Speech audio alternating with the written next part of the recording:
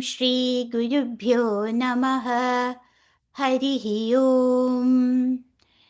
शुक्लाम्बरधरं विष्णुं शशिवर्णं चतुर्भुजं प्रसन्नवदनं ध्यायेत् सर्वविघ्नोपशान्तये। गुरुर्ब्रह्मा गुरुर्विष्णुः गुरुर्देवो महेश्वरः गुरुः साक्षात् परब्रह्म तस्मै श्रीगुरवे नमः। सरस्वती नमस्तुभ्यं वरदे कामरूपिणी विद्यारम्भं करिष्यामि सिद्धिर्भवतु मे सदा। ध्यानं पीताम्बरं करविराजितशङ्खचक्रकौमोदकी सरसिजं करुणासमुद्रं राधासहायमतिसुन्दरमन्दहासं वातालयेशमनिशं हृदि भावयामि। ॐ नमो भगवते वासुदेवाय। ॐ श्रीकृष्णाय परब्रह्मणे नमः। अथ श्रीमन्नारायणीयं 20तमं दशकं ऋषभयोगीश्वरचरितवर्णनम्। प्रियव्रतस्य प्रियपुत्रभूतात् आग्निध्रराजादुदितो हि नाभिः त्वां दृष्टवानिष्टमदिष्टमध्ये तवैव तुष्ट्यै कृतयज्ञकर्मा अभिष्टुतस्तत्र मुनीश्वरैस्त्वं राज्ञः स्वतुल्यं सुतमर्थ्यमानः स्वयं जनिष्येऽहमिति ब्रुवाणः तिरोदधाबर्हिषि विश्वमूर्ते नाभिप्रियायामधमेरुदेव्यां त्वमंशतो भूऋषभाभिधानः अलोकसामान्यगुणप्रभावप्रभाविताशेषजनप्रमोदः त्वयि त्रिलोकीभृतिराज्यभारं निधाय नाभिः सह मेरुदेव्या तपोवनं प्राप्य भवन्निषेवी गदः किलानन्दपदं पदन्ते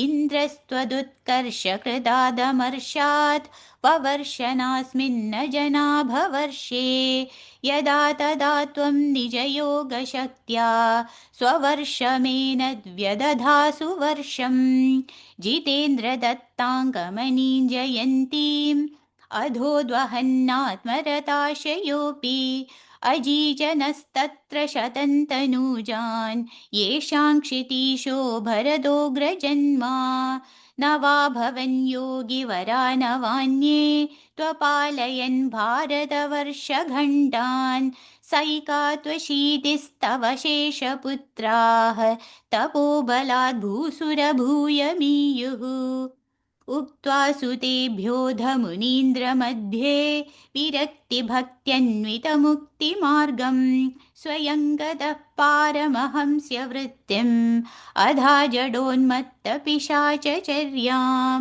परात्मभूतोऽपि परोपदेशं कुर्वन् भवान् सर्वनिरस्यमानः विकारहीनो विचचार कृत्स्नां महीमहीनात्मरसाभिलीनः शयुव्रतङ्गो मृगकाकचर्यां चिरञ्चरन्नाप्यपरं स्वरूपं दवाहृदाङ्गः कुटकाचले त्वं तापान् ममापाकुरुवातनाथ।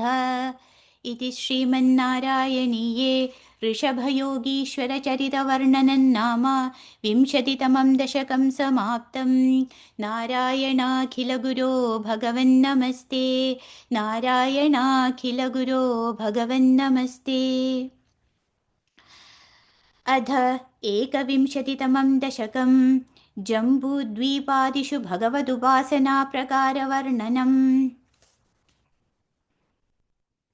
मध्योद्भवे भुव इलावृततां निवर्षे गौरी प्रधानवनिता जनमात्रभाजी शर्वेण मन्त्रनुधिभिः समुपास्यमानं सङ्कर्षणात्मकमधीश्वर संश्रये त्वां भद्राश्वनामक इलावृतपूर्ववर्षे भद्रश्रवोभिऋषिभिः परिणूयमानं कल्पान्तगूढनिगमोद्धरणप्रवीणं ध्यायामि देवहयशीर्षतनुं भवन्तं ध्यायामि दक्षिणगते हरिवर्षवर्षे प्रह्लादमुख्यपुरुषैवरिसेव्यमाणम् उत्तुङ्गशान्तधवलाकृतिमेकशुद्धजानप्रदन्नरहरिं भगवन् भवन्तम् वर्षे प्रतीचिललितात्मनि केतुमाले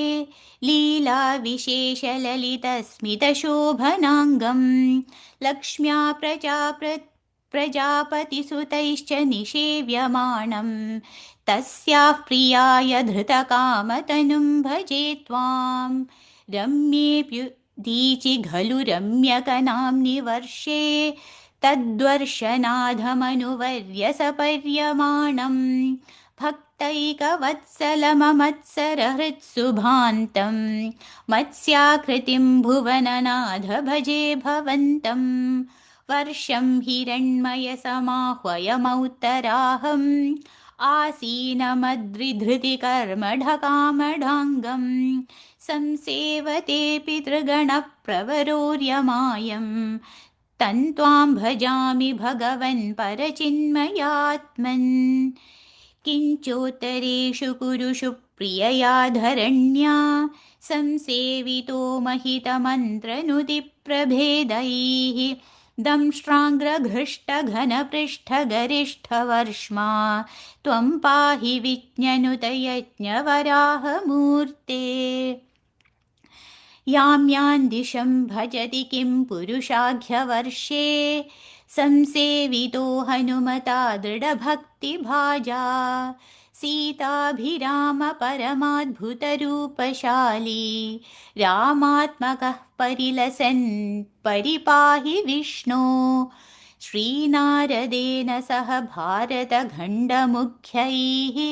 त्वं साङ्ख्ययोग्यनुधिभिः समुपास्यमानः आकल्पकालमिह साधुजनाभिरक्षी नारायणो नरसखः परिपाहि भूमन् प्लाक्षेर्करूपमयिशाल्मल इन्दुरूपं द्वीपे भजन्ति कुशनामनिवह्निरूपं क्रौञ्जेऽम्बुरूपमधवायुमयं च शाके त्वां ब्रह्मरूपमपि पुष्करनाम्नि लोकाः सर्वैर्ध्रुवादिभिरुडुप्रकरैर्ग्रहैश्च पुच्छादिकेष्ववयवेष्वभिकल्प्यमानैः त्वं शिंशुमारवपुषा महता पुमास्यः सन्ध्यासुरुन्धिनरकं मम सिन्धुशायिन् पातालमूलभुविशेषतनुं भवन्तं